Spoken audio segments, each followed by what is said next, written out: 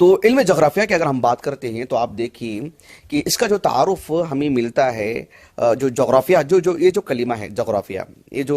جو لفظ ہے، یہ دراصل یونان جسے آپ سمجھتے ہیں کہ یورپی ممالک قدیم زمانے میں، آج کا یونان تو بالکل چھوٹا سا ملک ہے، یہ بھی جغرافیہ اعتبار سے معلوم ہونا چاہیے۔ قدیم زمانے میں یونان ایک بڑی سرحد کا نام ہے۔ تو وہاں چونکہ یعنی شرعی علم لوگوں کے پاس نہیں تھا، تو کل ملا کر کے ان کے پاس عقلی علم، جو چیزیں مشاہدات میں آتی ہیں، جو چیزیں محسوسات میں آتی ہیں، وہی ان کا کل سرمایہ تھا۔ تو جغرافیائی اعتبار سے جو لفظ بتایا جاتا ہے وہ ایک یونانی لفظ ہے، لیکن یہ ایک علم بن چکا ہے، ایک اصطلاح بن چکی ہے، سب کی زبانوں پر یہی رائج ہے، اردو میں بھی، عربی میں بھی، عام زبانوں میں بھی۔ اس کا جو بنیادی طور پر اس کو معنی جو بتایا جاتا ہے، جیسے ہم کہتے ہیں کہ مسجد کا بیان، کتابیں پڑھی ہوگی آپ نے،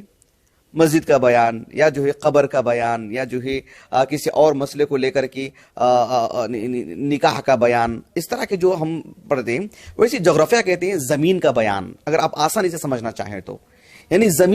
زمین کا تعارف، زمین کی خصوصیات، زمین پر بسنے والے جو باشندے ہیں ان کے حالات سے واقف ہونا، اور زمین کے جو مظاہر ہیں اس سے واقف ہونا، زمین کے جو نقوش ہیں، جو خرائط ہیں، اس کے جو میپ ہے اس سے واقف ہونا، یعنی کل ملا کر کے زمین اور وما لہو وما علیہ سے متعلق جو بات ہوتی ہے، زمین سے متعلقات جو بھی امور ہیں اس سے واقفیت، اس کو جو ہے یعنی جغرافیہ کہا جاتا ہے۔ کسی کو اس میں بہت زیادہ دلچسپی رہتی ہے، کسی کو کم رہتی ہے، کسی کو اپنے علاقے سے متعلق ہوتی ہے، کسی کو عالمی سطح پر ہوتی ہے۔ تو یقیناً ایک علم ہے جس کو جتنا زیادہ ہوگا وہ دنیا کے لیے اتنا مفید ثابت ہوگا۔ تو میرا مقصد یہی تھا اس موضوع کو اختیار کرنے کا کہ ہم بحیثیت ایک طالب علم قرآن مجید پڑھتے ہیں کتاب ہدایت کے طور پر، لیکن ہم انسانوں کے مابین رہتے ہیں، تو جغرافیائی اعتبار سے ہم نابلد نہ ہوں، یعنی ہم اس سے ہماری آشنائی ہو اور لوگوں کو ہم اس سلسلے میں بھی رہنمائی کر سکیں، اس سلسلے میں بھی بتا سکیں۔ آپ دیکھیں قرآن نے اختصار کے ساتھ، ویسے تو جغرافیہ اعتبار سے بہت گفتگو کی ہے قرآن نے، مثلا دیکھیں آپ نوح علیہ السلام، ان کا جو پیغام اللہ رب العالمین نے سورہ نوح میں بیان فرمایا، واللہ انبتکم من الارض نباتا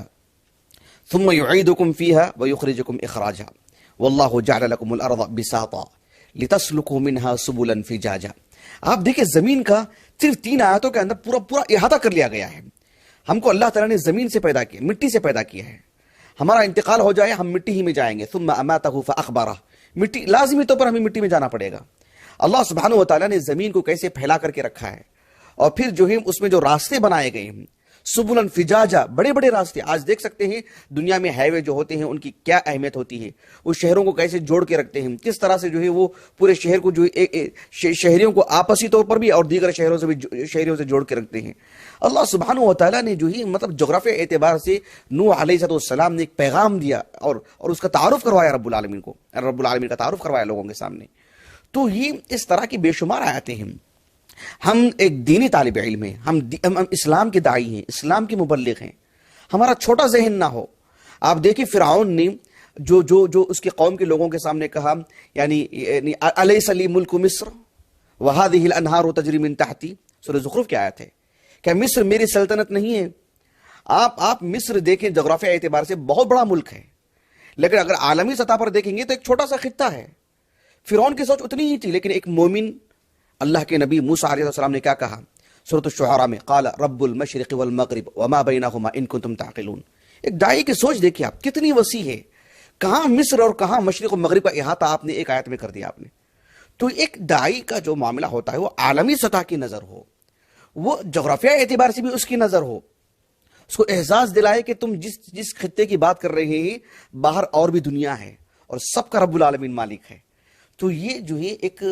بحیثیت دین کے طالب علم، شرعی علم حاصل کرنے والے لوگ، کتاب و سنت کا علم حاصل کرنے والے لوگ، داعی، مبلغ، ان کی سوچ ایک مدعو جو ہمارے سامنے ہے اس سے کہیں زیادہ ہونی چاہیے، کوشش کرنا چاہیے، اللہ سے توفیق مانگنی چاہیے۔